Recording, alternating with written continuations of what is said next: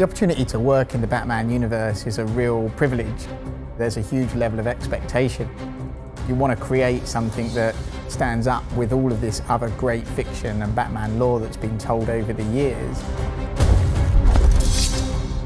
It was such a great concept of Batman being victimized by all the characters. The potential for conflict was limitless. You will die. I think the stakes are much higher here. Joker has a lot less to lose. He was sick in the head before, but now his body is sick as well. I've just had a horrible thought. We could both actually die here tonight. The whole series is kind of like living in this crazy, dark world where you don't really know who's really a good guy anyway. You must show you are willing to take a life. It's got a really fantastic, gritty flavor to it. This game is totally badass. Writing a story for a game is completely different, I think, to writing a story for a film. We're regularly writing hourly crescendos in our story to keep people playing, to keep them interested.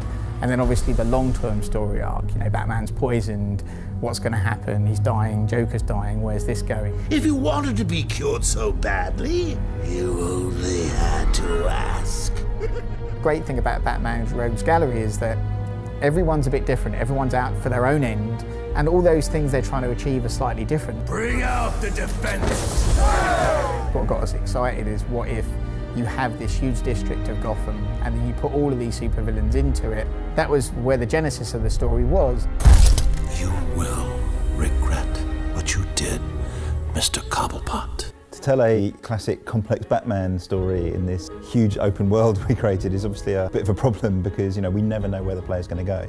One of our solutions was to develop the surveillance system so that at any point you can listen into conversations that are happening live around you. There are lots of these kind of story elements that we are constantly drip feeding you throughout the game. They're all talking about events that you have witnessed or seen or been part of. What the hell happened? Don't know. Gas leak? In a church rooftop? A gas leak? No way. We'll write a ton of stories around the main story because we want to make sure that everything's consistent. So we go in and we'll write a story about Penguin. How did he get there? What was he doing before he came to Arkham City? Where does he go after Arkham City? And we'll do that for every character.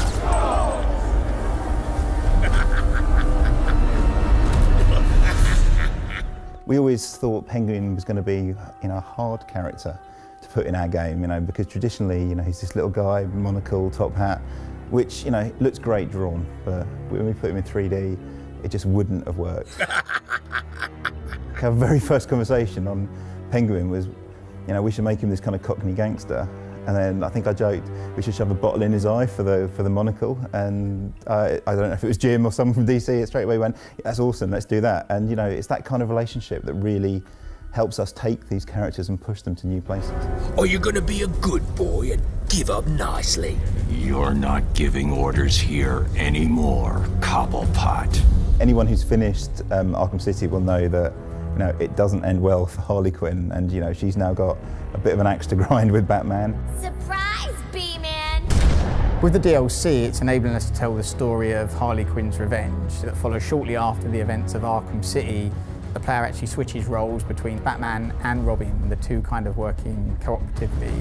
You're late, Batman. Late, late, late. We spent so long working on the mechanics, working on how to tell stories, building the characters, you know, building this playground. We could almost be more ambitious and create a storyline that ties up loose ends and really makes sense in our universe.